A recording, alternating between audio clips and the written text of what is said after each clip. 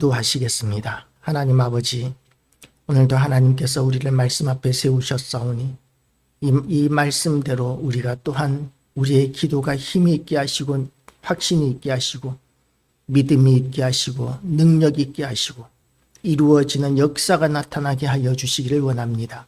솔로몬의 기도를 통하여 우리의 연약함을 깨닫게 하시고 인정하게 하시고 하나님의 크심과 전능하심과 그 영광스러움을 우리가 또한 인정하며 우리가 하나님 앞에 기도할 때에 우리의 기도가 하나님의 기름 부으심으로 말미암아 온전히 하늘에 상달되는 향기로운 향기가 되는 기도가 되게 하시고 우리의 그동안 게을러졌던 기도들이 다시 살아나서 하나님과 동행하는 기도, 숨쉬듯이 하는 기도, 호흡하듯이 주님과 항상 대화하는 그런 우리의 모든 성도의 삶이 되게 하여 주시옵소서.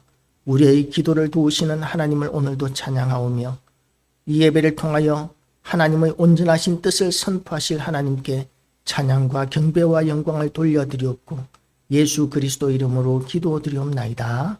아멘. 오늘 이지훈 집사님은 휴가라고 해서 연락이 왔었습니다. 이번 주는 휴가 갔다 오시고 그리고 다음 주에 오실 것 같습니다. 우리가 이렇게 오늘 본문을 읽는 것만으로도 굉장히 은혜가 되는 본문인데 이 본문을 통해서 설교를 들어본 기억은 별로 없는 본문인 것 같아요. 그죠?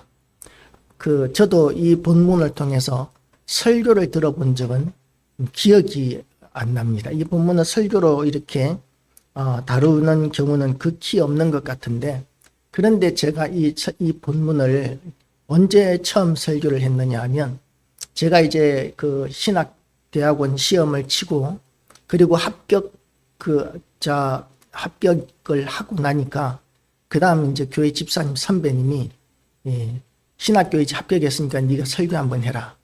그때는 전도사도 아니었고 그냥 신학교 합격만 했으니까 또 선배였기 때문에 저한테 반말을 했었습니다.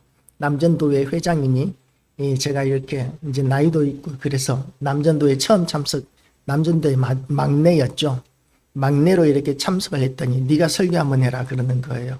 그 자리에서. 그래서 갑자기 이렇게 설교를 시키니까 뭘 할까 하다가 갑자기 이렇게 펼쳤더니 떠오르는 본문이 이 본문이라서 이 본문을 가지고 겁도 없이 이 설교를 했었는데 설교 안 시켰으면 큰일 날 뻔했네 라고 이렇게 말씀을 해 주셨습니다. 그래서 제가 뭣도 모르고 이렇게 처음 했던 설교가 이 본문이었고 그렇지만 한 번도 들어보지 못한 본문이었었는데 오늘 또 다시 이 본문을 하게 되었습니다. 우리가 설교는 들어보지 못했지만 본문을 읽는 것만으로도 굉장히 은혜가 되는 말씀이죠. 읽기만 해도 은혜가 되니까 설교 끝 해도 괜찮을 것 같기는 한데 그래도 이제 이 본문을 통해서 우리가 은혜를 나누면 은혜가 좀 더 많아질 수 있을 것이라고 생각하고 본문 중심으로 그리고 이 본문을 통해서 은혜를 더 많이 받으시는 그런 시간 되시면 참 좋겠습니다. 예루살렘에 이제 성전이 건축되어졌습니다. 솔로몬이 참 부유한 왕이었고 아버지 다윗도 그야말로 그 주변 나라들을 다 정복하고 굴복시킨 왕이었기 때문에 나라가 굉장히 부유했었습니다. 그리고 그 부유함으로 힘을 다해서 성전 건축을 위한 모든 것들을 다윗이 준비를 했었고 솔로몬은 재위 기간 동안 또한 힘을 다해서 자기가 더해서 솔로몬 성전을 그렇게 건축을 했었던 것이죠. 그렇게 멋지게 성전을 건축했던 그 힘을 다하고 정성을 다한 성전이었기 때문에 그 성전이 완성되었을 때 얼마나 감개무량했겠습니까? 제가 신학교 다닐 때 어떤 교수님이 그렇게 그 설교를 했었습니다. 경건의 시간에 그렇게 설교를 했는데 하나님께서 우리 사람을 어떻게 만드셨을까를 생각해 볼 때 물론 우리는 성경을 통해서 말씀으로 또 흙으로 우리를 만드셨다라고 이렇게만 기록되어 있지만 하나님께서는 온갖 정성과 힘을 다해서 우리를 만드셨을 것이다 라고 이렇게 설교를 하셨습니다. 왜냐하면 온갖 정성과 힘을 다하지 않은 것에는 마음이 그렇게 실리지 않기 때문에 그래요. 우리는 비록 보잘것없는 것 같이 보이지만 그러나 하나님께서는 전능하신 그 크신 능력과 모든 마음을 다 쏟아서 우리를 만드셨기 때문에 우리를 사랑하시고 그리고 우리에게 섭리하시고 우리에게 은혜를 베푸신다.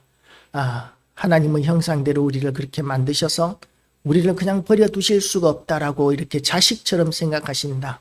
자녀로 삼아주셨다라고 이렇게 말씀하셨는데 그것과 마찬가지로 우리가 무엇을 해도 마찬가지죠. 사업을 하는 사람이 자기 회사를 위해서 온 힘을 다한 사람들은 그 회사를 위해서 목숨도 바치는 경우들이 있습니다. 예술가는 자기의 작품, 그야말로 그냥 대충 습작 같은 경우에는 그냥 흘려버릴 수 있고 버려버릴 수 있지만 혼을 담아서 만든 작품이라고 그러면 생명처럼 자식처럼 그렇게 여기게 되는 것이죠. 솔로몬은 성전을 그렇게 온 힘을 다해서 자기의 힘을 다할 뿐만 아니라 온 나라의 역량을 다해서 성전을 그렇게 건축을 했었습니다. 그러니까 얼마나 자랑스럽고 얼마나 기쁘고 그 성전을 향한 애틋한 마음은 말로 다 할 수 없을 것입니다. 그런데 솔로몬은 그 성전에 대해서 뭐라고 말하고 있느냐 하면 그 성전이 하나님이 거하시기에는 너무나 부족하다라고 이렇게 고백하고 있는 것이죠. 우리가 아무리 마음을 다하고 힘을 다하고 아무리 화려하고 아무리 웅장하게 성전을 건축한다고 해도 하나님은 이 우주보다도 크신 하나님이시기 때문에 하나님이 성전 안에만 계신다고 생각하는 것은 그것은 착각입니다. 성전 안에만 계실 수가 없어요. 하나님은 온 세상에 충만하게 계시고 그것을 무소부재성이라고 이렇게 이야기합니다. 하나님은 전지전능하실 뿐만 아니라 무소부재하신 하나님, 안 계신 곳이 없는 하나님이라고 이렇게 이야기하죠. 그런데도 불구하고 성전이 의미가 있습니다. 왜냐하면 하나님께서 그 이름을 두신 곳이기 때문에 그렇습니다. 성전은 다윗이 건축하려고 했을 때 하나님께서 막으셨습니다. 너는 손에 피를 많이 묻혔기 때문에 너는 성전 건축하기에 합당하지 않다. 그렇기 때문에 네 자식 솔로몬, 샬롬, 평강의 왕, 샬롬이죠. 솔로몬의 다른 이름은 샬롬, 평강의 왕이라고 이야기할 수 있습니다.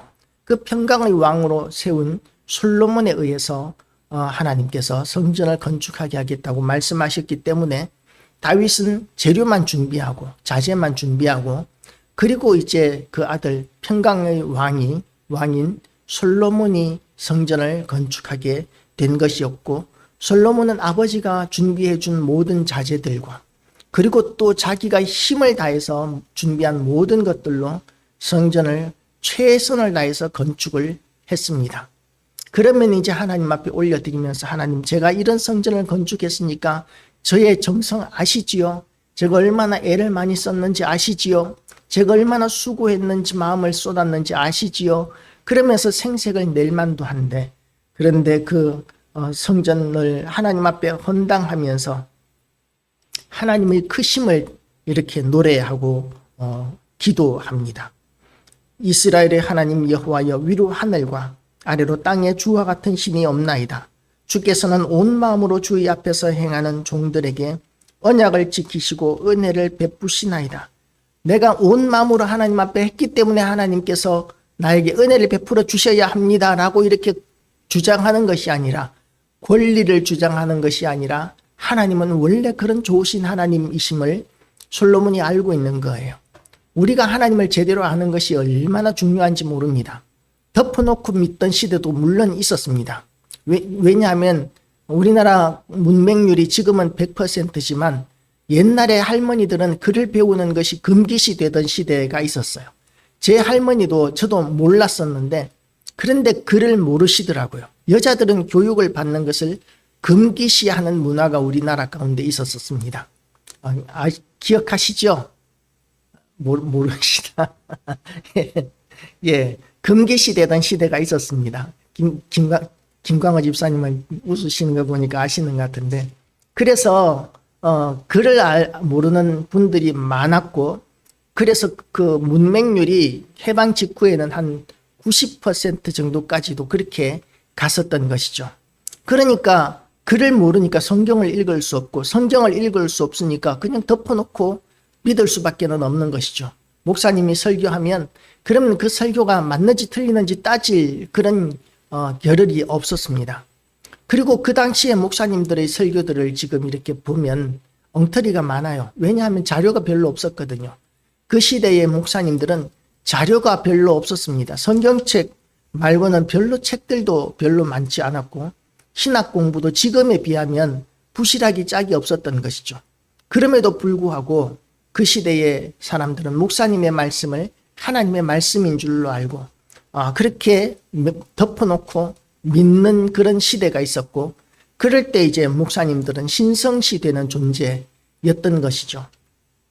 그런데 지금은 이제 성경을 읽을 수 있게 누구든지 다 읽을 수 있는 그런 실력들을 갖추었습니다. 이제 문맹률이 제로에 수렴하는 그 정도로 우리가 다 글을 읽을 수 있게 되었고 신앙서적이 얼마나 많은지 하나님을 알 수 있는 그런 기회가 얼마나 많은지 그리고 설교를 듣고 싶으면 우리나라 최고의 설교들을 유튜브라든지 인터넷이나 또는 텔레비전으로 언제든지 듣거나 볼 수 있는 그런 시대가 되었습니다. 그런 좋은 여건이지만 시간이 없어서 우리가 다 볼 수가 없죠. 그러나 우리가 힘을 써서 성경을 읽을 줄 알아야 합니다. 그리고 또한 좋은 말씀들을 듣는데도 틈이 나는 대로 우리가 잘 듣는 것도 참 중요합니다. 왜냐하면 하나님이 어떤 분이신지를 우리가 많이 알면 알수록 우리는 아는 만큼 믿는 종교입니다. 하나님을 아는 만큼 누릴 수 있습니다. 스마트폰을 이렇게 우리가 비싼 돈 주고 사는데 연세 많으신 분들은 그 비싼 스마트폰으로 전화하는 것 말고는 할 줄 아는 게 없어요. 그죠?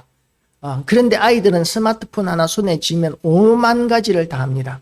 팩스를 보내기도 하고 영상을 보기도 하고 게임을 하기도 하고 문서 작성을 하기도 하고 녹음을 하기도 하고 그리고 또 뭐 할 수 있지? 하여튼 우리가 필요한 모든 것들을 이렇게 스마트폰 하나로 다 할 수 있어요. 메모도 하고 뭐 일기도 쓰고 뭐 음악도 듣고 다 할 수 있는 영화도 보고 그것이 이제 스마트폰인데 그런데 어르신들 같은 경우에는 그 좋은 스마트폰을 가지고 전화밖에 할 줄 모릅니다. 쓸 줄을 모르기 때문에 쓸 줄을 알면 더 많은 것들을 할 수가 있게 되겠죠. 하나님도 마찬가지입니다. 우리가 하나님을 알면 알수록 더 많은 은혜를 누릴 수 있는데 솔로몬의 이 기도를 통해서 보면 하나님이 어떤 분이신지에 대한 묘사들이 굉장히 많이 나옵니다. 그래서 이 본문이 참 가치가 있는 것이 하나님이 어떤 분이신지에 대한 가장 하나님께서 만들어 놓으신 가장 지혜로운 사람이라고 하는 솔로몬이라는 사람이 고백하는 하나님, 가장 많은 것을 아는 솔로몬이라고 이야기하는 사람, 솔로몬이라고 하는 사람이 표현하고 있는 하나님에 대한 설명, 이것이 이 기도 가운데 나타나고 있기 때문에 우리는 이 기도가 참 우리에게 정말 유익한 기도가 될 수 있다라고 이렇게 저는 생각을 하는 것이죠. 그런데 그 하나님, 솔로몬이 이야기하고 있는 하나님은 어떤 하나님입니까? 여호와여 위로 하늘과 아래로 땅에 주와 같은 신이 없나이다.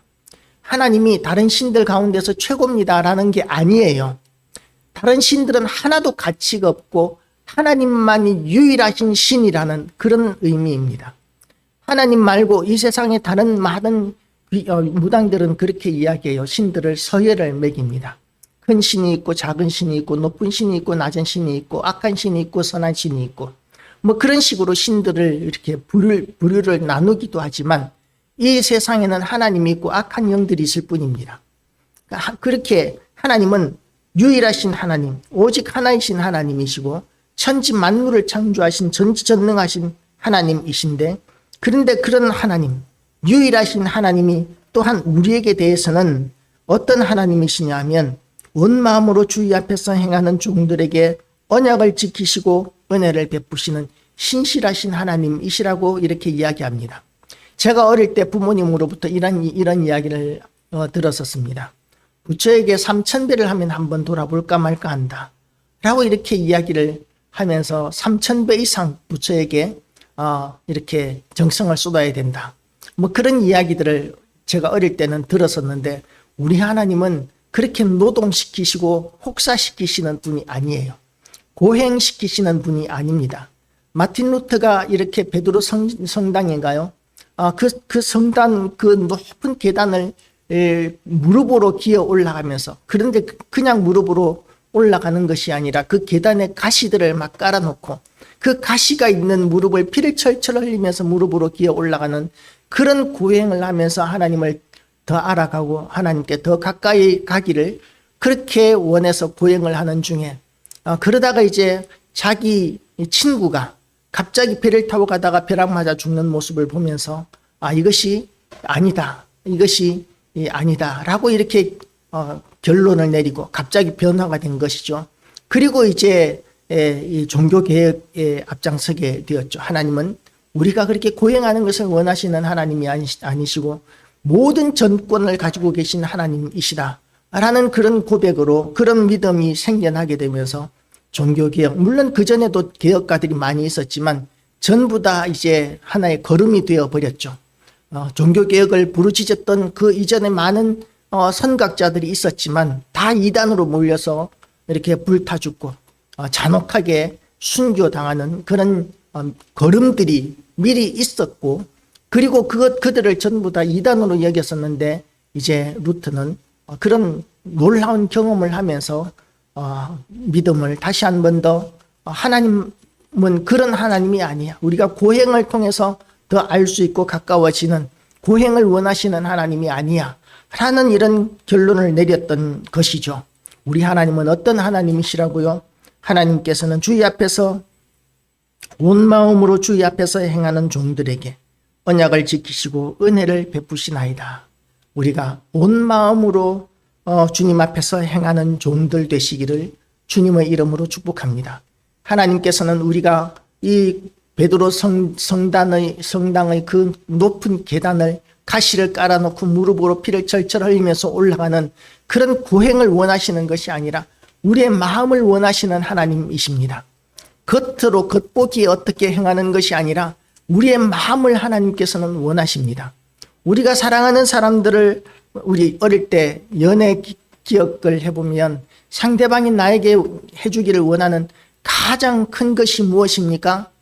다이아몬드 반지가 아니라 마음이지 않습니까? 저 사람이 나를 정말 사랑할까? 저 사람이 나를 어떻게 생각할까? 내가 저 사람에게 무엇을 해주면 좋아할까? 이게 짐이 되는 게 아니에요. 부담이 되는 게 아니에요. 저 사람이 기뻐할 수 있는 일이라면 나는 뭐든지 할 수 있어. 저 사람, 내가 이렇게 수고하고 고생하는 것을 통해서 저 사람이 기쁠 수만 있다면, 행복해질 수만 있다면 난 저 사람에게 뭐든지 다 힘 닿는 데까지 해주는 게 내 기쁨이야. 그게 연애하는 마음이지 않습니까? 하나님은 사랑을 우리에게 원하시고 마음을 원하십니다.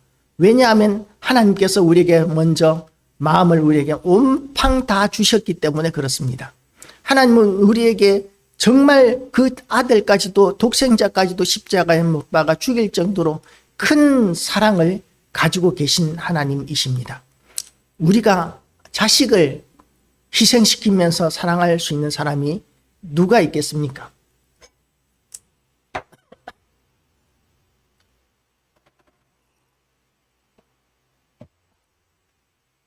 그런데 하나님께서는 그렇게 해주셨습니다.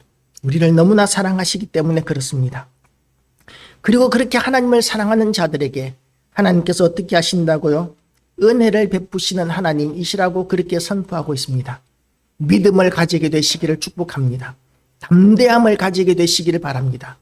전지전능하신 하나님께서, 우주 만물을 다 가지고 계신 하나님께서 우리를 사랑하시고 우리에게 은혜를 베푸신다고 성경은 약속하고 있습니다. 어떨 때요? 우리가 하나님 앞에서 온 마음을 다할 때에, 온 마음을 다해서 하나님 앞에서 행할 때에, 하나님께서 우리를 사랑하시는 것처럼 우리가 하나님을 사랑할 때에 하나님께서는 우리에게 은혜를 베풀어 주시는데, 그 은혜를 막을 자가 이 세상에는 아무도 없습니다. 왜냐하면 하나님은 전지전능하신 하나님이시기 때문에 어떤 것도 하나님 앞에서 가로막을 수 있는 능력 있는 자가 없기 때문에 그렇습니다. 마귀와 사탄이 꽉한 자들이 있지만 감히 하나님 앞에 서지를 못합니다. 제가 이렇게 수원에서 부목사 할 때 어떤 아이가 막 무서워하고 그러는 병에 걸렸어요. 자꾸만 뭐든지 무섭다고 이렇게 이야기하는 아마 귀신이 들렸었던 것 같습니다.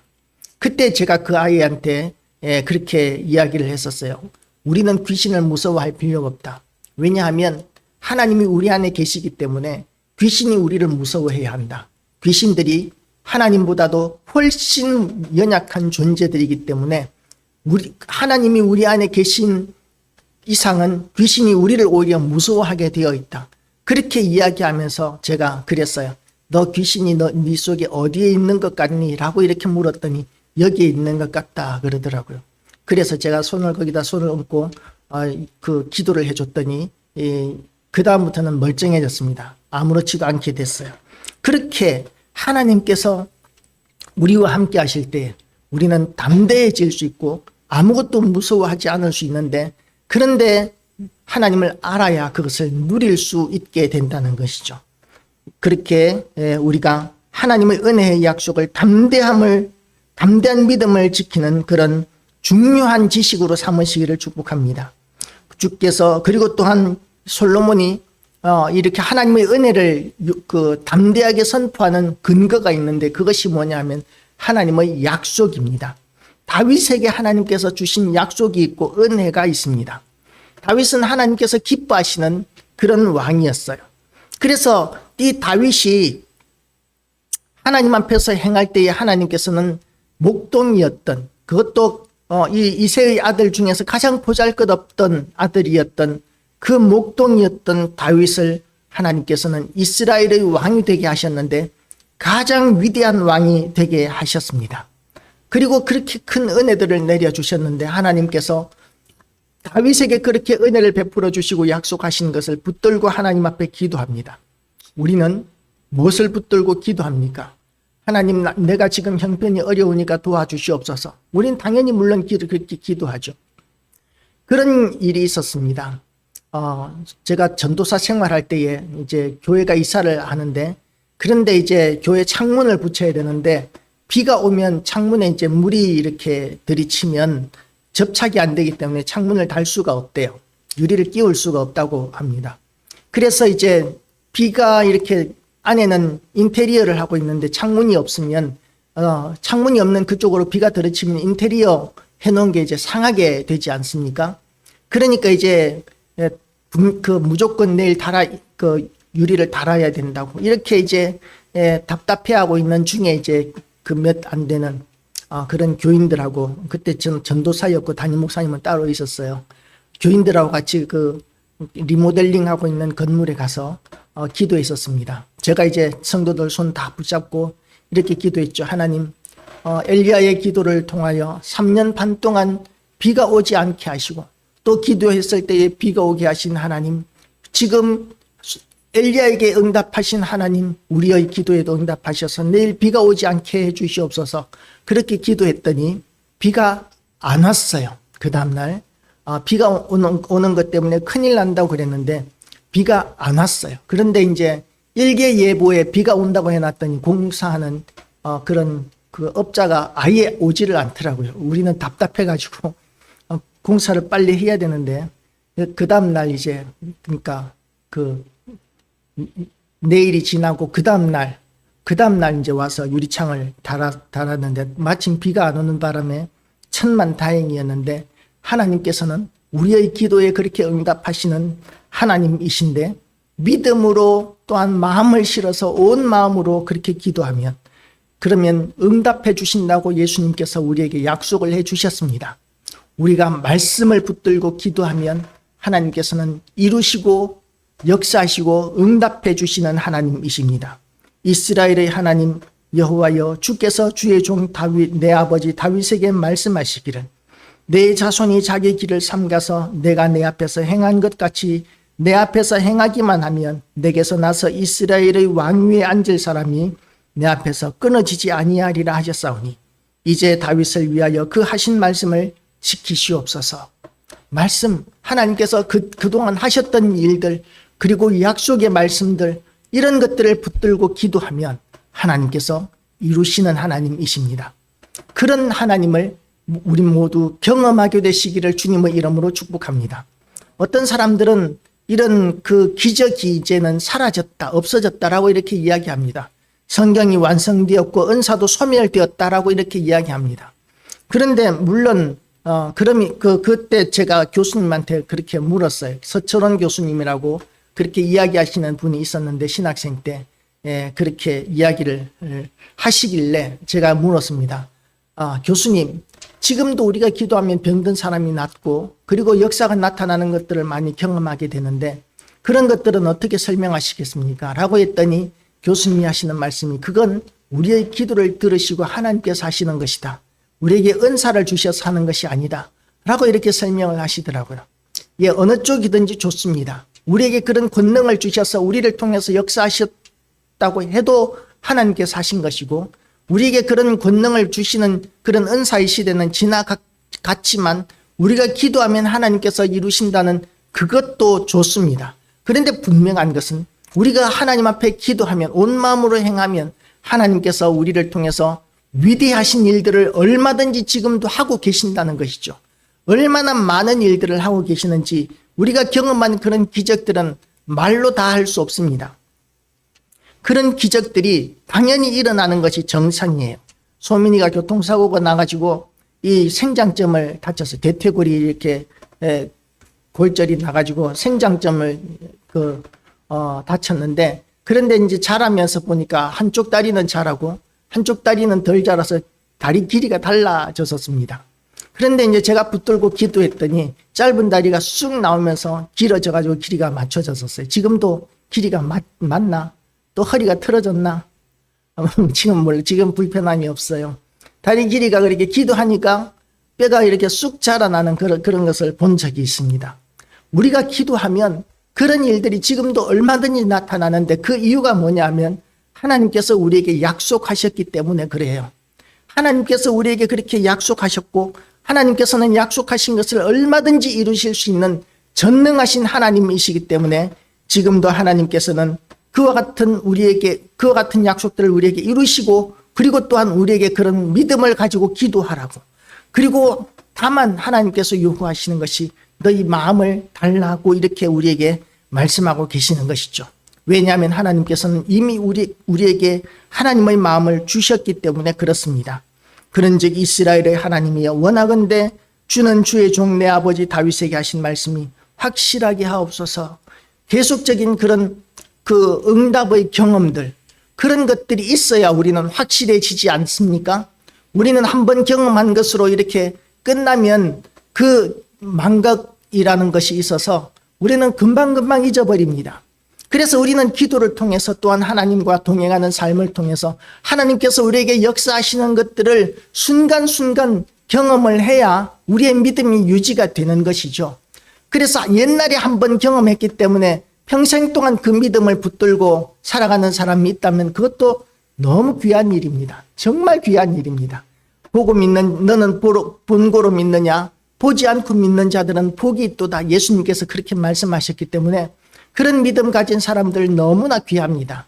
그런데 그런 강한 믿음, 보지 않고도 믿을 수 있는 견고한 믿음이 우리에게 없다면 하나님께서 끊임없이 우리에게 역사하시고 응답해 주셔서 우리가 끊임없이 그런 경험들이 쌓여가면서 그렇게 하나님께서 붙들어 주셔야 믿음이 우리가 생생해지고 담대해질 수 있다면 끊임없이 우리는 하나님의 그 크신 능력이 우리를 통해서 나타나도록 기도할 수 있고 하나님께서는 얼마든지 그런 일들을 이루시는 하나님이시라는 것이죠. 하나님이 참으로 땅에 거하시리까 하늘과 하늘들의 하늘이라도 주를 용납하지 못하겠거든 하물며 내가 성전한 이 건축이오리이까. 이 성전 온 힘을 다해서 온 나라의 힘을 다해서 대를 이어서 건축한 그 성전인데 그런데 그 성전에 하나님께서 거하시는 성전이 아니라고 고백하고 있는 것입니다. 다만 하나님께서 그 이름을 두셨기 때문에 그 성전을 향해서 기도하면 하나님은 계신 곳 하늘에서 들으시고 응답해 주시기를 기도하고 있습니다. 예배당도 마찬가지예요. 우리가 어디서든지 기도할 수 있지만 교회는 하나님의 이름이 있는 곳입니다.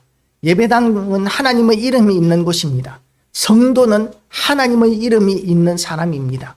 그래서 교회와 성도들은 하나님의 축복의 통로가 되는 것이죠.